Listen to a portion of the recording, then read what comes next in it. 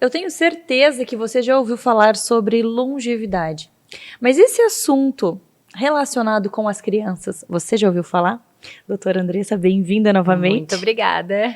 Vamos falar sobre esse assunto, então. Achei muito interessante, porque já ouvi falar muito sobre isso, mas eu nunca ouvi falar sobre esse assunto, sobre longevidade, pensando das nossas crianças. Sim, Mas aí isso que eu é acho que tá toda a importante. sacada. E é muito importante a gente começar a falar justamente na idade da criança para que a gente previna as doenças, em vez de fazer o caminho oposto, que é o que a gente tem visto hoje em dia, né, com os adultos, que a pessoa adoeceu e aí ela vai procurar um médico integrativo, um médico especialista em longevidade, para que ela possa resolver a doença. Agora não, a gente falando com as crianças, para as crianças, a gente vai prevenir que ela adoeça e ela já aprende desde sempre como fazer o processo todo para ela não adoecer, para ela envelhecer bem, com saúde, com um bom raciocínio, que é o que a gente quer, né? Com certeza. A gente sempre fala assim que a gente vai buscar pelo amor ou pela dor. Então, a dor do corpo, tanto físico, mental, espiritual, ou pelo amor. Então, como a gente tem esse amor gigantesco pelas nossas crianças, a gente já pode iniciar pelo amor. Não precisamos esperar que as nossas crianças tenham dor. Exatamente. Então, a gente precisa lembrar que todo ser humano, a gente tem 3 aspectos nossos que precisam ser cuidados. Então, a gente tem o corpo, a gente tem a mente e a gente tem o espírito. É um tripé. E o tripé só fica firme e te mantém firme se todas as pontinhas estiverem sendo cuidadas. Então, a gente precisa não só pensar no corpo, que é uma coisa que a gente tem falado bastante, desde que nós pediatras começamos a falar daquela história dos 1000 dias, que é desde a concepção até os 2 anos de vida. Então, quando a gente começou a falar sobre aquilo, já era uma medicina da longevidade, só que a gente focava só no corpo. Então, agora a gente tem que começar a ver as outras 2 perninhas, né? A mente e o espírito também têm que estar conectados. Porque quando a gente realmente...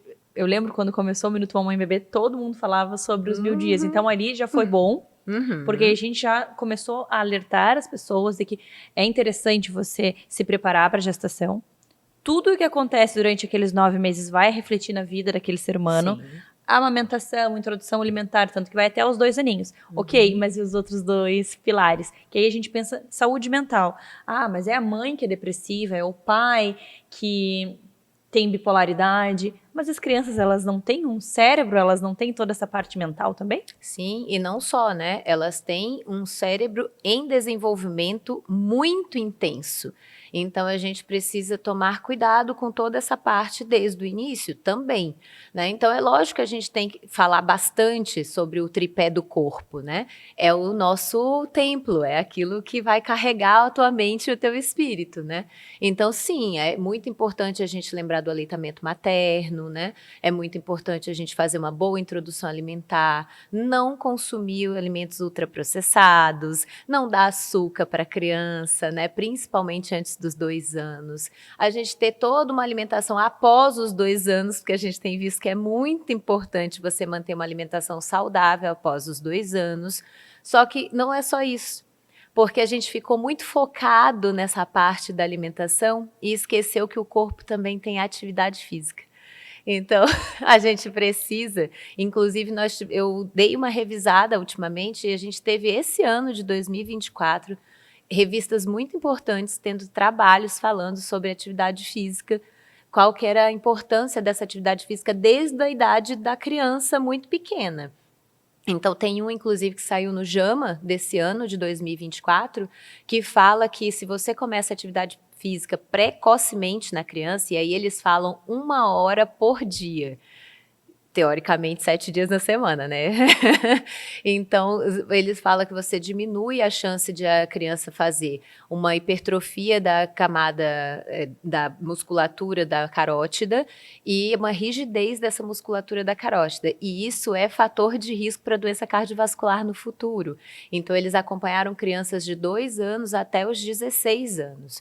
E viram que quem praticava atividade física regularmente teve uma diminuição, tanto na espessura da carótida quanto na rigidez dessa parede, o que já te protege automaticamente né, de doenças cardiovasculares no futuro. Fora que a gente ainda pega o mesmo papel ali da atividade física para a saúde mental. Existem inúmeros estudos, claro, a maioria em adultos, obviamente, mostrando que quando você faz uma atividade física regular, você tem uma estabilidade mental muito maior, diminui o índice de depressão, de ansiedade, de compulsões. Então, tudo isso por si só já é um pacote maravilhoso. E só se você considerar só o corpo, né? Então, a atividade física, ela faz os dois, né? É corpo e mente. Mas se você só pensar nesses 2 pontos, já tem aí um grande pacote, né, para longevidade. E aí ficou faltando o espírito. O terceiro pilar. O espírito. É importante a gente ter uma espiritualidade. Eu não falo de religião, eu falo de espiritualidade. Você acreditar em algo maior. Então, tem gente que chama de universo, alguma coisa da natureza, né? Então, independe, né? Desde que você saiba que tem algo maior que criou todo este mundo, criou todos os seres e que cuida de nós de alguma maneira, que você não veio por acaso, que você tem um propósito de estar aqui. Isso é muito importante para que as crianças elas tenham aquela coisa do eu estou seguro, eu posso ir porque tem alguém que me protege. É verdade. Eu falo sempre assim que a mãe e o pai eles não vão estar o tempo todo com eles, né? Às vezes eu falo assim, a mamãe tá no seu coração, a mamãe tá em pensamento, mas quem está sempre do seu lado? Isso. Né? Então, assim, saber que tem algo que protege, como você falou, não importa a religião, mas eu acho que as crianças, elas precisam, sim, desde sempre acreditar que tem algo maior que as protege. Eu sempre falo, isso vem aí sobre mentira. Filha, você pode mentir pro professor, pro colega, pra mamãe, mas tem algo maior ali te olhando, algo que está sempre ao seu lado. Sim. Então, acho que isso é muito importante da gente falar, até porque eu acho que isso também ajuda na formação do caráter deles. Sim, com certeza. Eu sou evangélica, então a gente fala muito do temor a Deus. O temor a Deus não é temer a Deus, é você ter um certo receio de desagradar o teu Deus, porque é aquele que te cuida, que te protege, que te consola, entendeu? Que te guia. E aí você desagradar a Deus é muito ruim. A partir do momento que você passa isso para a criança, você passa os princípios. O que desagrada a Deus? Para que ela não faça. Porque ela aprende. E aí você dá princípios, mas são princípios básicos, gente. São princípios de boa convivência, princípios de boa vida enquanto você estiver aqui na Terra. Então, se você consegue dar essa direção para a criança, ela não se desvia. Ela sabe o caminho do certo e errado. Sensacional. Adorei. Obrigada por trazer esses 3 pilares extremamente importantes e dividir conosco tanto conhecimento e conteúdo. E até a próxima. Até a próxima.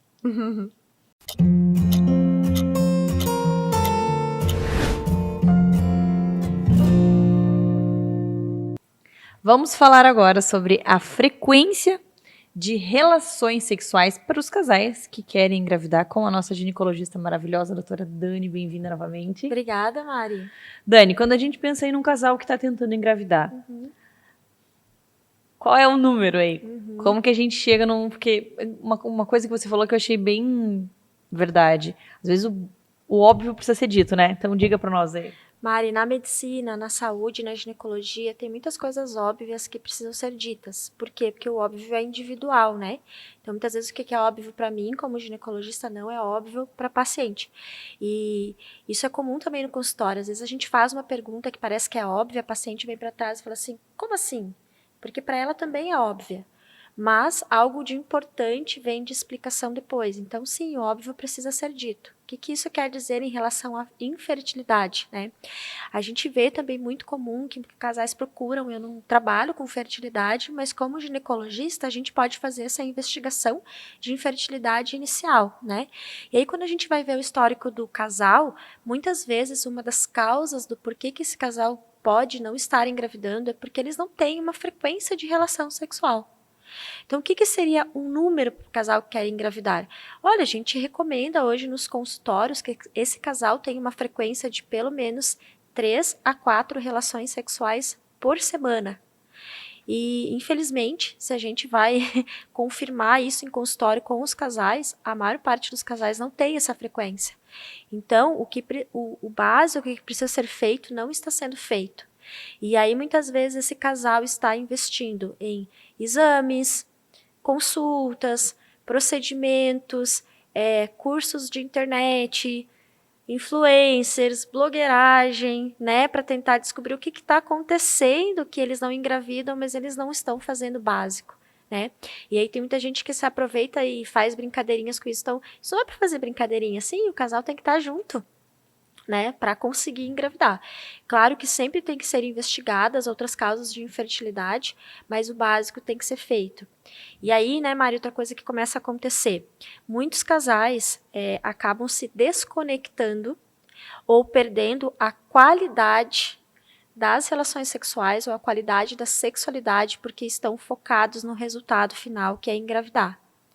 Então, isso também é outra coisa muito importante, porque quando essa sexualidade ela é afetada, vamos supor que esse casal engravida, né? Engravida, tem uma gestação ok, depois nasce esse bebê. Essa sexualidade foi afetada. Isso vai virar uma bola de neve e provavelmente esse casal tem chances de ter problema de sexualidade depois. Isso tem que ser falado, isso é muito importante, isso tem que ser falado de uma forma natural, que é o que a gente está trazendo aqui.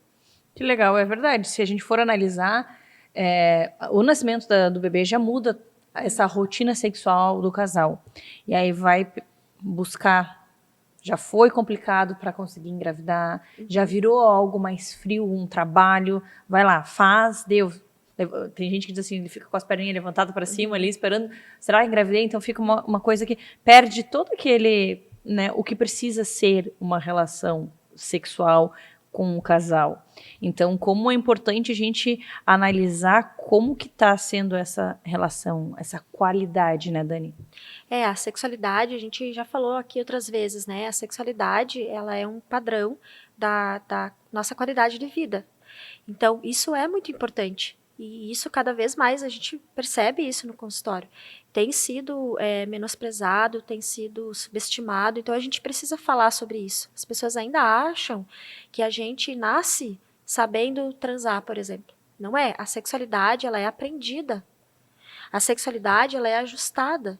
Então, isso é importante, né? O que precisa ser feito, por exemplo, um casal que está querendo engravidar, o que precisa ser feito para que esse casal tenha uma boa frequência de relação sexual? Uma coisa que acontece muito também. A maior parte das mulheres fica presa ali em aplicativos para saber quando está ovulando, quando que não está ovulando, para saber se é mais fértil, se não é. Isso é importante, isso é importante. Porém, na dinâmica da nossa saúde no dia a dia, qualquer coisa que você esteja passando, que você faça, intensidade de atividade física ou de alimentação, pode mudar o teu período fértil. E aí essa pessoa está presa na data do período fértil. Então, isso também é importante olhar com atenção. Se você tem uma boa frequência de relação sexual, você automaticamente, estatisticamente, está aumentando a sua probabilidade de engravidar, não só presa no teu período fértil. Que isso é um dado que pode mudar, porque o período fértil não tem a ver com a tabela que a pessoa acompanha no aplicativo. O aplicativo não é você. O aplicativo é para ajudar você a olhar o seu ciclo menstrual, mas esse aplicativo não é o teu corpo. Não tem nem o que falar, porque é muito isso. E a gente, às vezes, se anula sem vontade, fazendo só por fazer e olhando um aplicativo e não é o teu corpo, não é a tua cabeça, não é o teu sentimento. Então tem que conversar com a pessoa que está ali do teu lado, tem que trocar uma ideia, tem que fazer que seja de uma forma que seja legal, que seja boa. Ah, a gente engravidou, poxa, que bom, mas não foi um robô, porque é quase uma fertilização, né? Então, assim, como isso é forte, Dani, esse assunto que tu trouxe. Sim, Mari, isso é bem comum, é bem importante. E olha só quanto conteúdo de sexualidade a gente traz aqui. E parece que nunca acaba, né? Sempre tem coisas novas. E também, claro, isso é uma expressão da sociedade, né? Da nossa sociedade que a gente vive. Rede social, que a gente estava falando, cada vez mais focado em rede social. Então, o que acontece? Tem casais que têm a relação, que querem engravidar, e aí já estão focados de novo numa rede social. Né? Isso é o mais comum. O que a gente via naquelas propagandas antigamente, né? Que o pessoal terminava a relação e um acendia o cigarro e o outro ia dormir. Agora o celular. O que acontece? Terminou a relação, pega o celular. Então, existe uma patologia aí, isso é um sintoma de algo errado que já está acontecendo. Então, a gente olhar com atenção para isso. Tem problema mexer no celular? Não tem problema mexer no celular. Mas observa se você sempre faz isso. Se você nem curtiu, nem aproveitou o momento pós-relação sexual. Nem desfrutou de todos os efeitos. É algo a se pensar. Eu tenho certeza que você que escutou tudo isso, que assistiu a Dani falar, vai refletir sobre isso. Dani, que reflexão. A gente começa com um tema e vai navegando por várias questões da sexualidade, né? Sim, é o fogo no parquinho, né? Eu digo que eu trago o assunto do fogo no parquinho, porque, nossa, é uma informação que parece óbvia, mas se você for olhar com atenção e com carinho, quem de nós nunca passou por uma situação dessas? Quem de nós não observou com atenção a sua sexualidade? Quem de nós não deixou para lá ou não colocou por baixo do tapete esse tipo de assunto?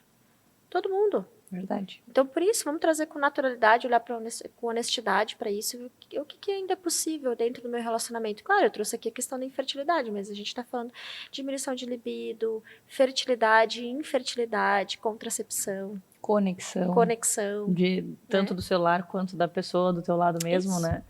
Dani, obrigada. Adorei, como sempre. E até a próxima. Obrigada, Mari. Até a próxima.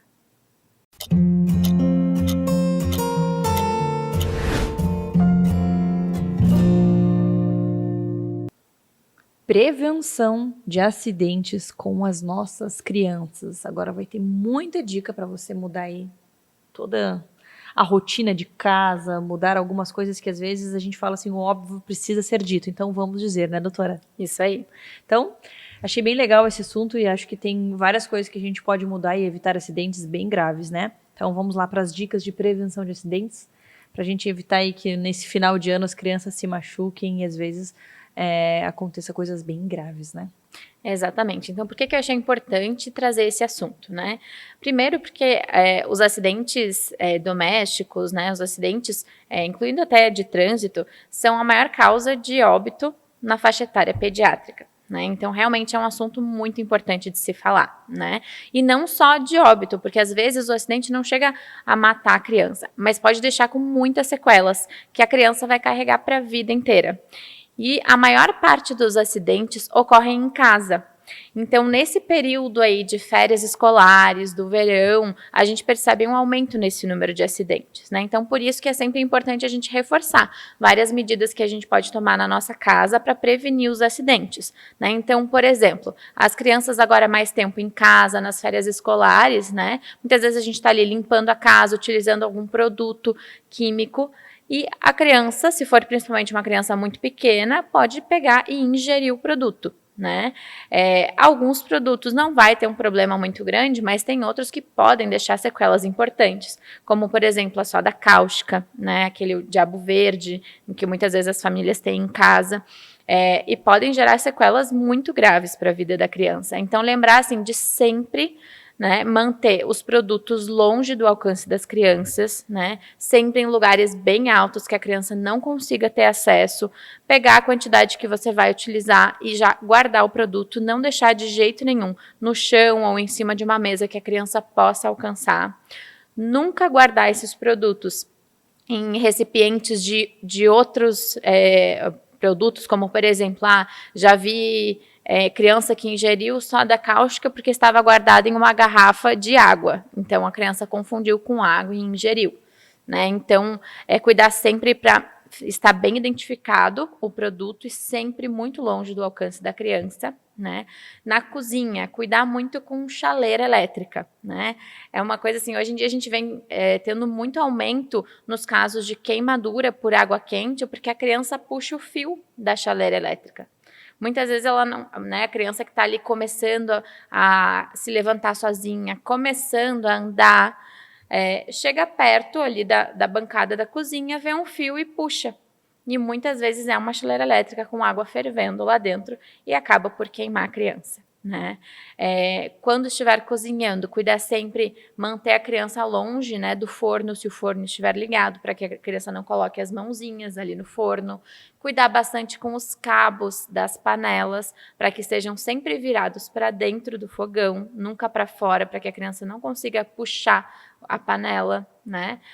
Lembrar, assim, principalmente nessa época do verão, com relação à piscina, né? A criança nunca pode ficar desacompanhada de um adulto na piscina, e é de um adulto. Ou seja, não deixar também um irmão mais velho cuidando do irmão mais novo na piscina, né? Porque o irmão mais velho, mesmo que tenha ali 11, 12 anos, ele ainda não tem a capacidade cognitiva para entender como que é fácil uma criança se afogar. Então, a gente já viu casos de crianças que se afogaram enquanto o irmão mais velho que estava cuidando, porque o irmão se distraiu com alguma outra brincadeira ou com o celular e deixou de tomar conta da criança mais nova. Mas a culpa não é do irmão mais velho também, é porque não tinha um adulto ali presencialmente tomando conta das duas crianças. Né? Além disso, né, agora que as famílias viajam muito de carro, sempre lembrar das regras de segurança, das leis de segurança durante o transporte. Então, de carro, crianças até 1 ano ou ali 10 ou 13 quilos têm que estar sempre no bebê conforto. Depois de 1 ano, que pode mudar, então, para a cadeirinha. A cadeirinha até ali os 7, 8 anos, depois disso o assento de elevação até os 10 anos. Né? Então, sempre saber essas leis de segurança de trânsito, sempre saber qual criança que vai na cadeirinha, qual criança que vai no bebê conforto, e não carregar a criança no colo. Principalmente nas estradas, porque os acidentes eles são de alta velocidade, os acidentes das estradas de alta velocidade, de alta cinemática, que a gente chama, e as consequências, as sequelas, realmente são muito grandes, são muito extensas, né, para aquela família. Então, acho que esses são os principais cuidados, né, de segurança, principalmente em casa, no carro, no transporte. Crianças pequenas, sempre cuidar também, principalmente essas que acabaram de começar a engatinhar, acabaram de começar a andar, cuidar sempre com tomadas, porque as crianças são muito curiosas e frequentemente colocam os dedos ali nas tomadas. E, claro, né, cuidar sempre também com os animais de estimação, principalmente esses animais que são de outras pessoas, então as crianças que se aproximam muito de animais na rua, foi num parquinho, tinha alguma pessoa que estava caminhando com um cachorro, muitas crianças são curiosas e gostam muito de animais, então vão até o animal sem saber se aquele animal é um animal carinhoso com criança, que gosta de criança, ou um animal mais bravo, né? E também com animais de rua. Né? Então, esses são os principais cuidados assim, que a gente tem que tomar sempre, né? Mas principalmente nessa época de férias escolares, que as crianças ficam mais em casa e os acidentes têm maior tendência a acontecer nesse período. E justamente para as crianças ficarem mais em casa, que é diferente do que acontece durante o ano, porque as crianças vão para a escola, muda a rotina, né? A família, por exemplo, a pessoa que trabalha em casa, é diferente a rotina. Deixou ali a panela do jeito que você falou, ou a porta que dá acesso ao pátio onde tem a piscina aberta, porque não está acostumada com a criança em casa, e aí que acontece grande parte dos acidentes. Escadas, né? Fechar, isolar, então saber ali, não, olha só, a criança está de férias, ela está em casa. Então mudou, tem que tentar se lembrar. Coisas que acontecem dos pais esquecerem a criança dentro do carro e ir no supermercado, porque não está acostumado. Né? A criança deixa na escola e aí faz as coisas. Aí foi no supermercado e esqueceu que a criança está dentro do carro, que agora a criança está de férias. Então, a gente tentar trazer para o controle, sim, e se lembrar. As crianças estão em casa, agora elas estão de férias, a gente precisa prestar mais atenção, né? Isso mesmo. Obrigada por dividir tantas dicas maravilhosas e até a próxima. Muito obrigada.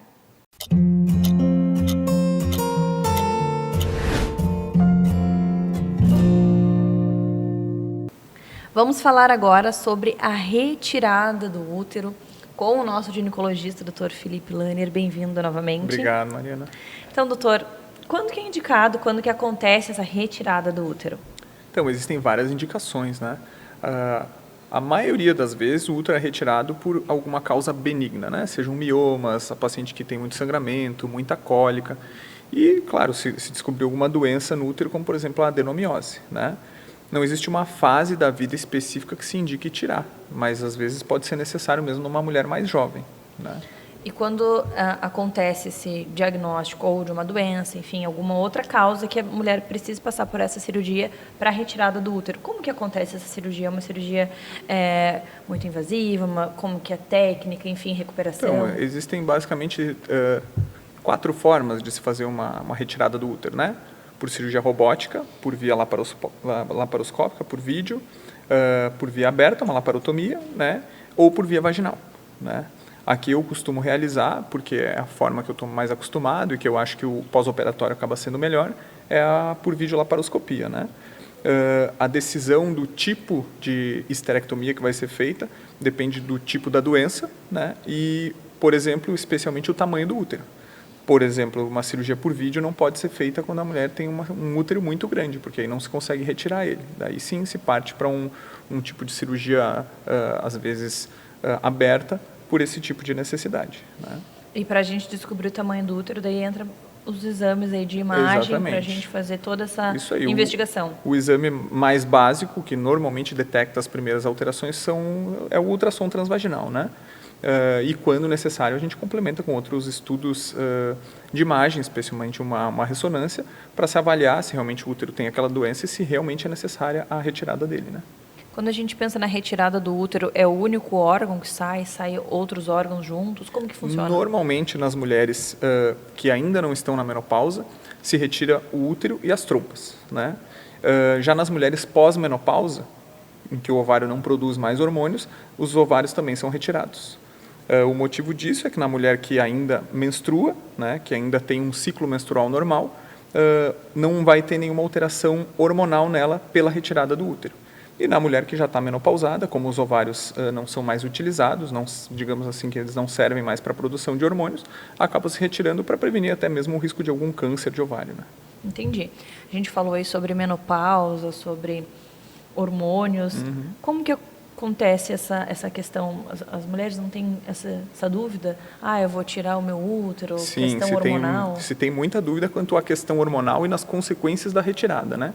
E o que a gente sempre tenta explicar na consulta pré-operatória, quando a paciente tem essa indicação, é que não vai haver nenhuma alteração hormonal pela retirada do útero, porque o útero não produz hormônios, ele serve somente para a mulher engravidar, né? Consequências da cirurgia, sim, que podem existir, né? Como às vezes a famosa bexiga caída, algum tipo de prolapso vaginal. Mas, dependendo do tipo da cirurgia, esse risco é diminuído e a forma como ela é feita também ajuda que se previna esse tipo de problema, né? E como que é o pós-operatório? O pós-operatório, em geral, é bom, né? Especialmente quando a cirurgia é realizada por vídeo, por robótica e até mesmo vaginal. É muito melhor do que quando a gente tem que fazer uma incisão grande, né? Mas a paciente, normalmente, em torno de 30 a 45 dias, já tem praticamente todas as atividades retomadas de forma normal, né? Que legal. Doutor, e você falou sobre idade, que não tem uma idade específica, que pode acontecer em várias faixas etárias, mas tem uma faixa etária aí que seja mais recorrente ou realmente não tem? Sim, normalmente na faixa ali dos 40 aos 50 anos é mais comum de se realizar, porque são mulheres que já tiveram filhos e quando se diagnostica algum problema em que a retirada do útero vai ser mais benéfica do que mantê-lo ou dar um tratamento clínico, né, um tratamento hormonal, acaba sendo mais comum fazer essa retirada, né? E se acontece de ser uma mulher que não teve filho ainda, ela tem vontade de gestar? Como que é essa conversa? Aí tem que avaliar risco, né? Exatamente, tem que se avaliar o motivo que se está pensando em retirar o útero e se realmente essa indicação está correta, né? Mas às vezes sim, é necessária essa retirada, às vezes até por motivos malignos, né? Algum tipo de câncer.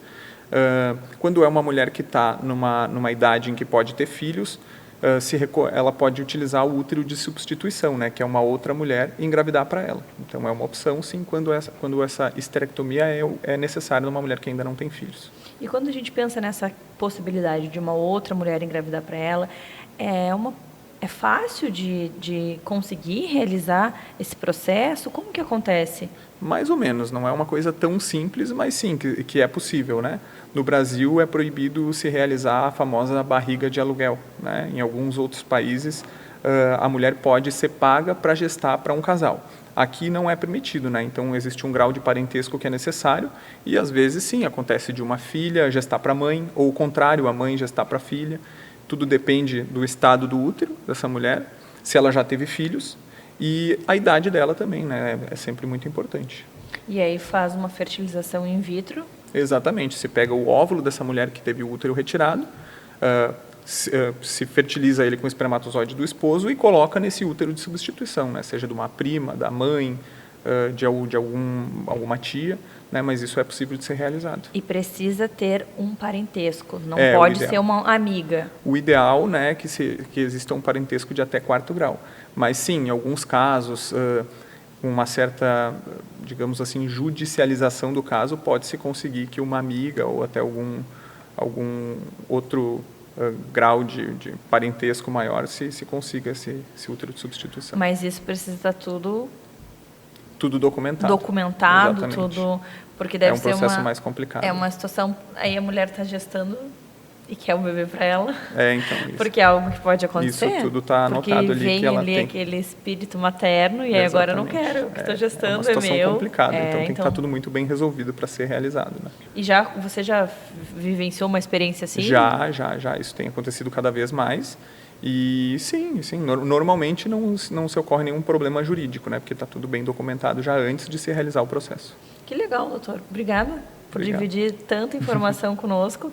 E se você quer conversar com o doutor sobre esse assunto ou outros assuntos aí do universo ginecológico, você sabe onde encontrar, entra no Instagram do Minuto Mamãe Bebê, procura lá o Dr. Felipe Lanner. O Instagram dele é cheio de conteúdo, você pode mandar uma mensagem. Isso é. E lembrando sempre que nada dispensa uma boa consulta. É verdade. Porque eu sempre falo que o que dá certo para uma pessoa não necessariamente dá certo para você. Então, a consulta individualizada, onde você vai ouvir a dor daquela paciente, entender e buscar, né, informações sobre aquela pessoa. E aí, é o que eu sempre digo, a consulta não é dispensável, né, doutor? É verdade, não. Tem que consultar, tem que pegar a opinião de um profissional que se confie para realmente fazer a decisão do melhor tratamento. Ainda mais quando a gente fala aí na retirada de um órgão, né, doutor? Exatamente. Tem que Muito ser bem obrigada. indicado. Obrigado, Mariana. Até Prazer. a próxima. Até mais.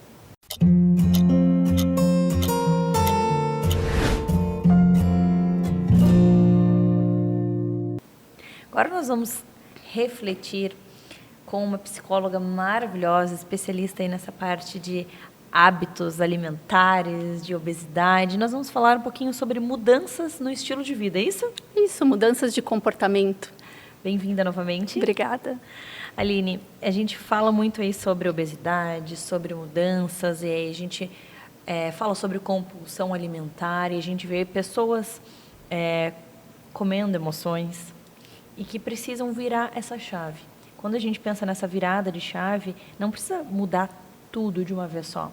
Explica melhor um pouquinho. Na verdade, a mudança de comportamento, ela não acontece muitas vezes. Tu não dorme de um jeito e acorda de outro, né? São processos. E as mudanças de comportamento, elas são baseadas também em valores, em percepções, naquilo que você está disposta a mudar. Porque se você não tem consciência do que te incomoda, do que não está legal na tua vida, você não vai mudar. Você vai vivendo no piloto automático, que é o que acontece na maior parte das vezes. Então, a virada de chave, ela começa quando, nossa, tem uma coisa que está me incomodando, tem um comportamento que não está legal, tem uma determinada situação que está me trazendo sofrimento, que está trazendo prejuízo na minha vida, mas, por algum motivo, eu sei que eu deveria mudar e eu não mudo. E por que a gente faz isso? Por que muitas vezes, sabendo que eu preciso me alimentar melhor, que eu preciso cuidar das minhas emoções, que eu preciso fazer uma atividade física, por que, sabendo disso, eu não faço? O que tem por trás do comportamento de não fazer? Então, essa é uma grande questão, né? E que, às vezes, a gente não muda porque não se dá conta.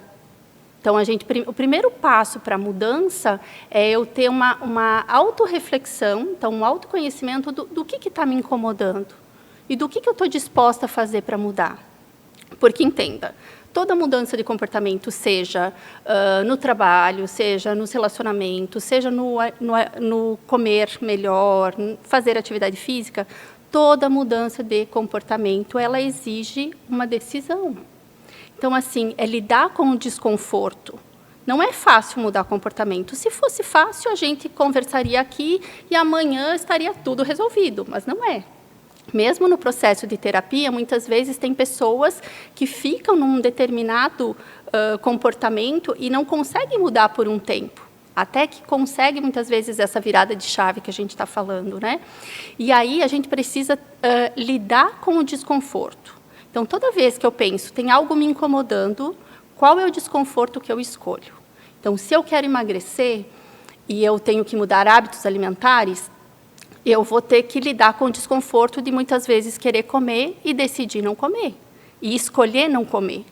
Né? Da mesma forma que, se eu comer, eu também vou ter que lidar com o desconforto de ter comido e me sentindo culpada e dizendo, nossa, eu não devia ter comido, estou adiando mais uma vez algo que eu queria melhorar. Então, uma das premissas da mudança de comportamento é lidar com o desconforto. E, enquanto adultos, a gente precisa lidar com o desconforto. O que nos incomoda? É mais incômodo eu viver com o que está me incomodando ou eu mudar esse comportamento? Qual é o desconforto que eu escolho para mim? Essa é uma pergunta que a gente tem que se fazer muito frequentemente. Nossa, eu fico pensando assim, porque realmente é bem sobre isso, né? A gente vai fazer uma escolha. Quando você se olha no espelho e a calça não serve, quando você não quer colocar um biquíni, não é legal. E daí as pessoas falam, mas não é legal ir na academia, então escolha o que é o seu não legal, né? Escolha. Porque essas escolhas, elas não são tão simples. Principalmente no mundo que a gente vive hoje, que é do imediatismo, das redes sociais. Então, eu vejo que a pessoa lá, não sei o que ela fez, mas ela emagreceu um monte. E eu estou aqui tentando e não consigo. E aí as pessoas dizem, você não deve fazer isso, você tem que fazer aquilo. Então, é uma enxurrada de informações que muitas vezes não cabe na nossa vida. Então, dietas, né? Tipo assim, agora é época de Natal, aí todo mundo, verão. Aí todo mundo começa com uma série de dietas malucas, restritivas, e tudo que é muito restritivo não funciona. Por que não funciona? Porque a gente não consegue viver em restrição muito tempo. É o equilíbrio, né? É o equilíbrio, que não é tão fácil também, né? Então, assim, o processo, ele vai ter o tom que eu der para ele. Então, se eu achar que eu só vou ser feliz quando eu for 10 quilos mais magra, eu vou ficar numa tortura.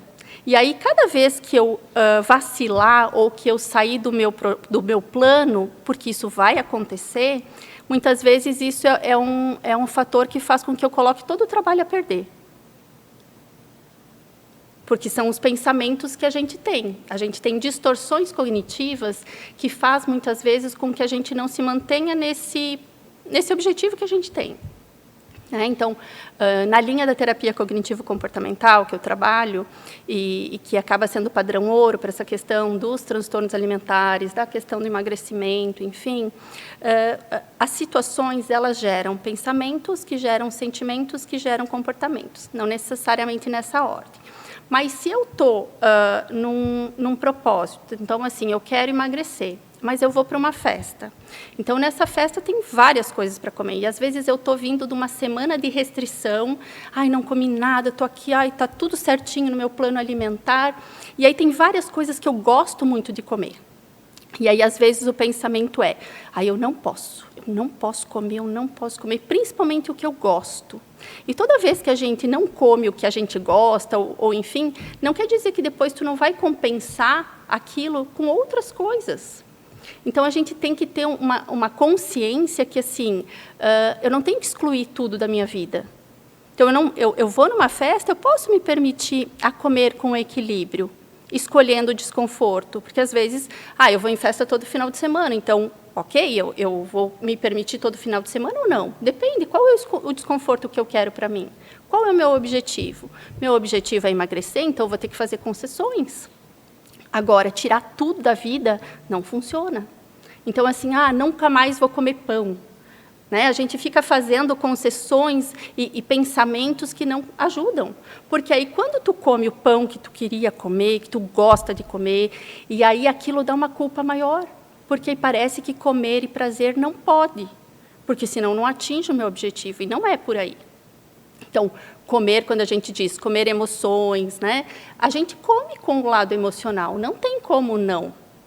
Só que isso tem que ser ajustado, isso precisa ser trabalhado, para que isso não vire um problema. Às vezes até um acordo com o nosso cérebro. Sim. Eu e o meu cérebro. Nesse final de semana eu não vou comer, mas está tudo bem, porque no próximo eu vou comer. Exato. Mas tu ter esse acordo e tu te sentir ok com essa decisão. Porque aí é uma escolha. Não é que eu não posso, eu não quero, eu estou escolhendo não comer. Não é porque eu estou proibida de comer. Eu escolhi o meu desconforto. Eu escolhi o desconforto que hoje eu não preciso comer. Porque, às vezes, a gente vai com um pensamento extremista de 8 ou 80. Né? Ou eu, tipo assim, se eu comi algo que está fora do meu plano, então agora ferrou. Enfiei o pé na jaca, então agora, segunda-feira eu começo, ano que vem eu começo, não adianta, enfim. E não é por aí. Então, assim, os deslizes, eles fazem parte do processo. E o que a gente faz quando a gente desliza? Quando a gente desliza, a gente volta. Fez algo que não devia ter feito? Volta. Isso em qualquer área da vida. Então, ao invés de eu ficar me torturando, me crucificando, me culpando, e aí aumentando o desconforto emocional, que pode trazer a tendência a compensar esse alívio na comida, eu errei, volto. Não devia ter feito, ok, foi, volto. Isso é uma coisa que a gente pode treinar. Adorei. E costuma ajudar. Adorei.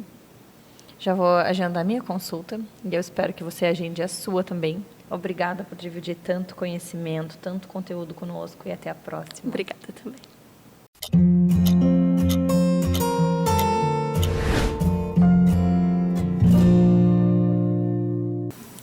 Vamos conversar sobre depressão pós-parto com a nossa ginecologista, a doutora Mari. Bem-vinda novamente. Obrigada, Mari. Sempre bom estar aqui. Muito bom te receber, aprender com você. E hoje o nosso assunto vai ser, então, depressão pós-parto. E eu queria entender o que acontece nessa parte hormonal, que é esperado no pós-parto, a mulher sentir algumas coisas diferentes aí na saúde mental dela. Sim. Mari, o puerpério, que é um nome difícil e diferente, né? Mas ele tem algumas definições e algumas variações dessas definições. Porque a gente fala que é puerpério, aquele puerpério imediato, 45 dias pós-nascimento do bebê. Tem muita mudança hormonal, os hormônios que estão na gestação, eles quase que se exacerbam assim nesse momento e depois eles vão estabilizando. Só que junto com a amamentação e o cuidado desse bebê, vem outros hormônios ainda que dão uma bagunçada, uma mexida ali nessa mulher. Então, nesse período puerperal inicial, ali nos primeiros 45 dias, é bem comum as mulheres passarem pelo blues puerperal. Até 85% das mulheres podem passar por ele, tá? Que é uma tristeza, assim, que é, às vezes elas relatam como uma angústia, um aperto no peito, no final do dia, vai dando uma tristeza, mas ele costuma ser autolimitado. 5 dias, às vezes uns 10 dias ali, e o tratamento dele, eu sempre falo para os casais que vão comigo, olha, é um apoio, é dizer, tá tudo bem, a gente está aqui junto, olha, o bebê tá bem, eu tô bem, você também. Isso, e funcionou bastante comigo também, foi o suficiente. Agora, quando a gente fala de depressão, ele está mais relacionado a uma extensão disso, uma duração maior. Então, pelo menos tem que ter 2 semanas, esse sentimento mais de sentir perdida, ou de menos-valia, ou de que não está conseguindo. Às vezes vem acompanhado de uma insônia, ou muito sono. Então, tem casos mais graves, que tem até uma recusa desse bebê, tem casos menos graves, mas quem vai conseguir detectar isso são os principais profissionais que estão acompanhando essa gestante. Então, por isso que a gente tem a consulta pós-parto com a ginecologista e obstetra e também o pediatra, né? Nesse momento eu tenho um acompanhamento próximo do pediatra, então com 7 dias, de repente às vezes com 15 dias vai novamente, no primeiro mês do bebê. Então é aí que a gente tem que conseguir avaliar essa paciente, o parceiro ou a parceira dessa paciente, o que está acontecendo? O que esse momento, como que vocês estão se percebendo? Como é que está o sono? Está conseguindo dormir um pouquinho que seja? Porque são nesses momentos que a gente tem para conseguir diagnosticar uma depressão. Porque muitas vezes a gente fica tanto naquela, é normal estar cansada, é normal não estar se sentindo tão bem, é normal às vezes uma autoestima mais baixa, até que é comum, mas a gente tem que diferenciar o que é comum do que está se tornando patológico. E isso é só na conversa, é só entrando na vida dessa família mesmo. E a gente fala sobre esse começo, né, esse pós-parto aí, mas aí a gente pensa a longo prazo. O bebê já está fazendo 1 aninho e a gente encontra pessoas depressivas, sim, nesse momento. E a gente precisa falar sobre isso também, né, Mari? Precisamos, Mari. E isso é muito difícil de aceitar. Esse é um tema que está sendo tão frequente, eu estou sendo bem sincera, tá? Toda semana eu estou tendo um caso desse, de uma depressão, que hoje a depressão pós-parto, ela ainda não é definida como uma doença. Ela, na verdade, é a depressão. Só que a gente fala em depressão pós-parto por esse momento perinatal, né? Que está relacionado ou às vezes com a gestação, ou com essa mudança no pós-parto, ou às vezes até uma depressão que já tinha antes da gestação e não foi diagnosticada, e aí chega nesse momento que bagunça bastante coisa e aí ela vem à tona.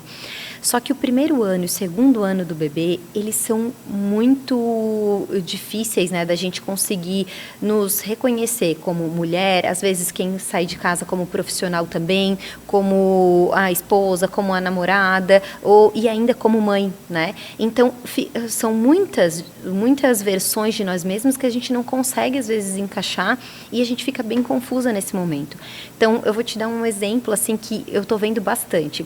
Às vezes, vem até meus pacientes super felizes ali, com um aninho e 3 meses, 1 aninho e meio do bebê, e assim, nossa, Mari, passei pelo primeiro mês, pelos 6 meses, que todo mundo fala que é difícil, até passei bem, mas agora, não sei, uma angústia, não sei se eu tenho que voltar a trabalhar, não sei mais quem eu sou, me sinto culpada, não tenho libido, não tenho vontade de entrar em relação, estou me sentindo confusa, não me caibo mais nas minhas roupas. E aí eu tento sempre, claro, a gente tem escalas para diagnosticar se não é uma depressão, mas eu sempre tento acolher. Porque no primeiro mês, nos primeiros 6 meses, não todo mundo, mas quem tem, a rede de apoio costuma ser mais ali. Ali com o primeiro ano do bebê, tanto a sociedade quanto a nossa rede de apoio, até nós mesmas, a gente se dá um desconto. Não, né? 6 meses, primeiro ano do bebê. Quando dá o primeiro ano, a gente tem que virar uma chave como se agora tem que estar dando conta de tudo. Agora tem que estar fazendo exercício, tem que estar magra, tem que estar transando, tem que estar ganhando dinheiro e tem que ser a melhor mãe. Só que não. O bebê só tem 1 ano, ele tem as mesmas quase necessidades de 1 ano atrás, só que agora já de repente está correndo, está andando, está com mais demandas ainda.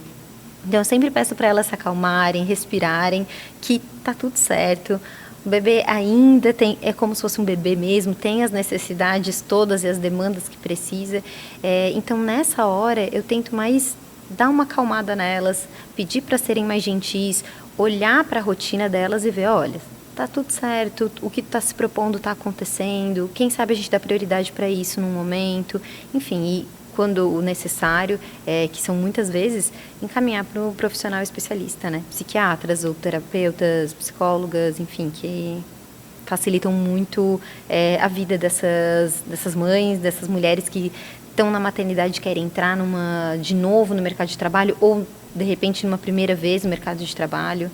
Mas é um momento delicado, porque a gente nos perdoa, parece, né? A gente se perdoa ali nos primeiros 6 meses. Depois parece que tem que e aí vem aquela maravilha. Culpa, aquela cobrança e muitos pensamentos. Mari, muito bom falar sobre esse assunto, que bom que você trouxe esse tema.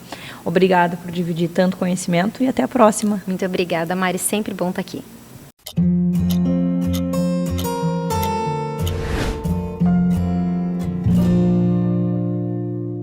Agora a gente vai falar sobre o paraíso das crianças.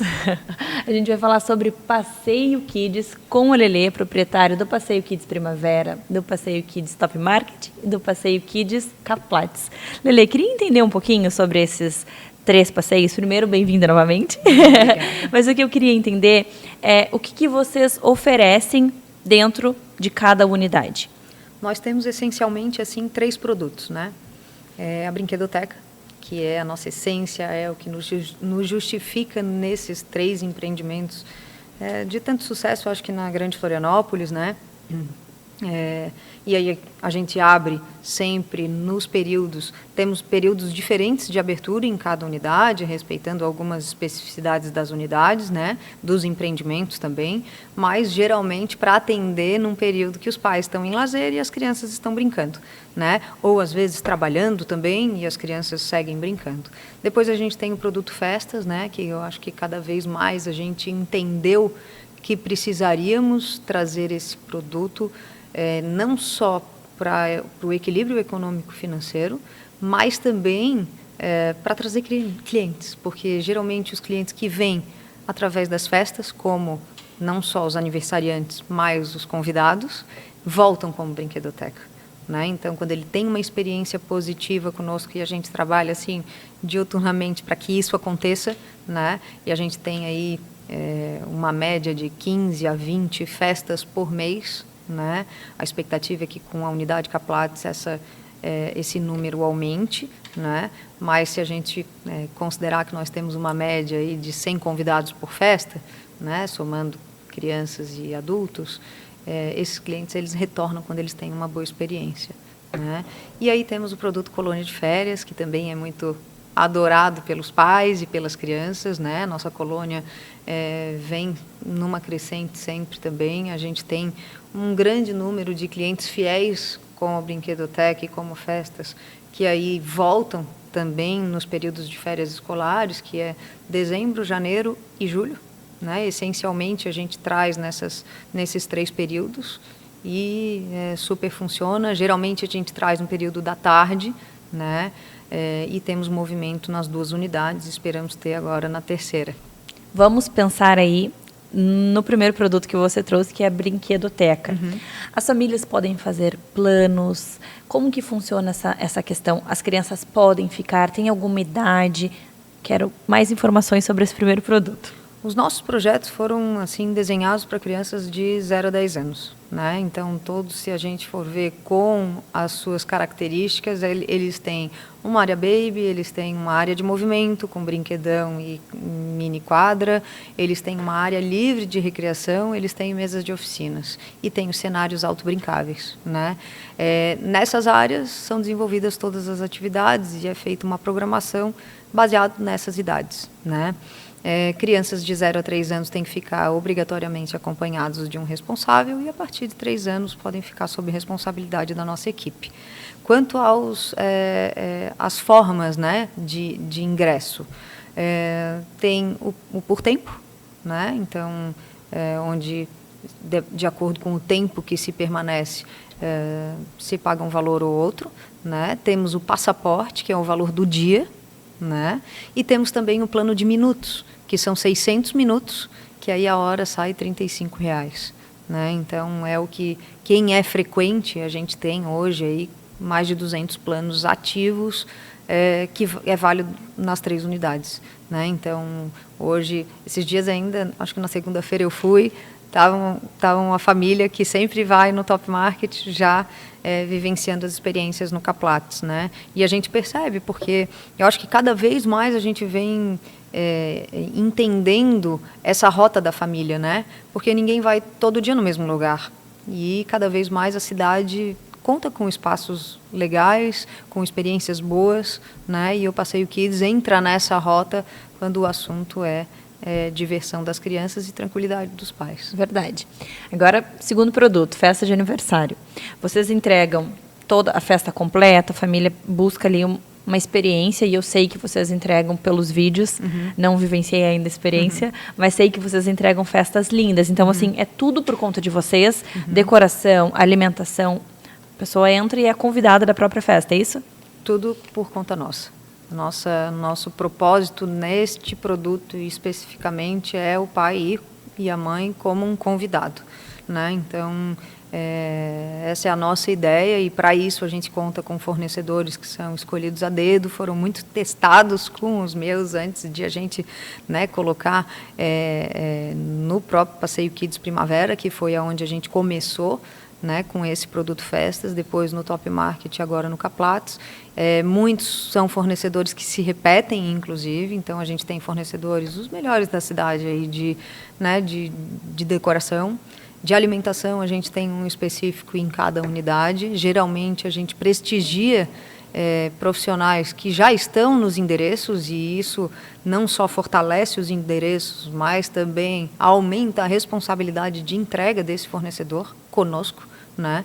E as nossas festas, então, são completas. Envolvem daí a gestão, né? Desde o momento do fechamento, elaboração do convite. A gente tem uma equipe de marketing e de designer que monta todo esse convite, daí a reserva de todos os fornecedores, a reserva do espaço em si, porque todas as nossas festas são com espaço privativo, né? 100% privativo para a festa em si, a decoração, e a alimentação, e a recreação, lógico, está inclusa em todos os nossos planos. Isso para a gente daí é inegociável, né? A nossa equipe está à frente desse processo de cuidado e recreação durante a festa.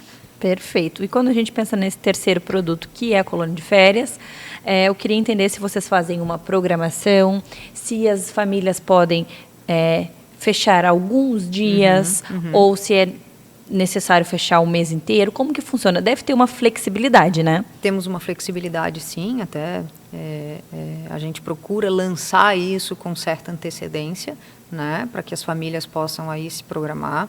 É possível um dia avulso, né? Então você pode olhar, existe uma programação sempre, cada dia uma programação diferente, baseado na nossa essência, que é atividades recreativas, esportivas e oficinas. Então, todos os dias há uma programação diferente entre 1h30 e 5h30, então tem o início 13h30, final 17h30, né? Em algumas unidades a gente abre até 22h, então existe a possibilidade desse turno estendido para quem não consegue buscar às 17h30, e aí temos o programa por semana e 2 semanas.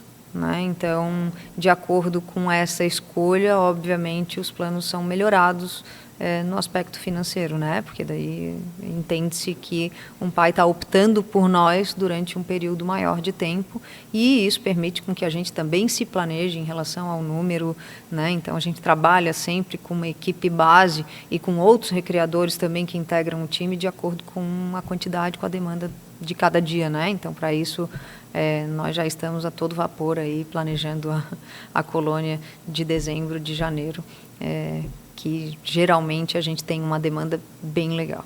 Adorei. Obrigado por trazer para nós tantas informações, por fazer tantas coisas incríveis para os nossos pequenos, e até a próxima. Obrigada.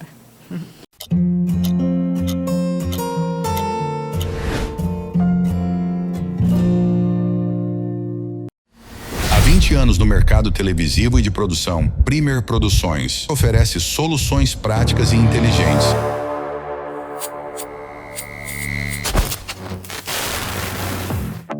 Com qualidade e confiabilidade na implantação, administração e gerenciamento de programação de rádio e TV. Veja o resultado através do portfólio.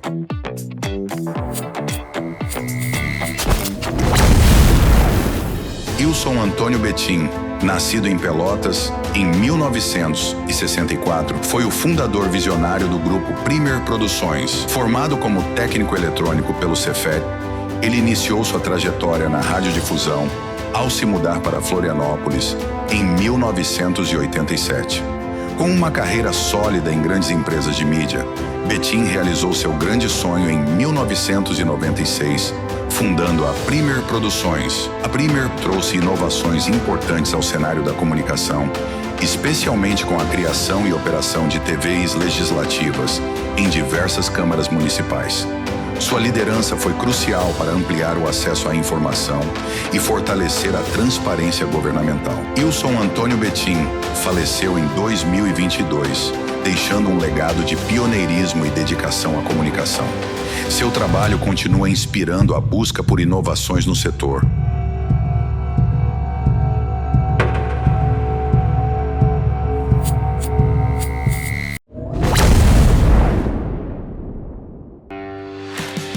A Premier Produções é a maior fornecedora de mão de obra e equipamentos profissionais para rádio e televisão do sul do Brasil. Atuando nas regiões Sul e Sudeste, somos especialistas na transmissão de eventos esportivos, feiras, leilões, shows e programas de TV. Nosso diferencial é a operação de TVs legislativas, com concessões em câmaras municipais de Blumenau, Jaraguá do Sul, Pouso Alegre, São José, Pelotas e na Assembleia Legislativa de Santa Catarina com a rádio. Além disso, a Premier Produções é reconhecida por sua experiência em radiodifusão, multiprogramação digital e tecnologia broadcast, oferecendo soluções de alta qualidade em transmissão audiovisual. Nossas parcerias estratégicas com empresas como Intelsat, Embratel e Hispasat garantem a robustez e confiabilidade dos serviços via satélite. Premier Produções, líder em soluções de radiodifusão e comunicação legislativa.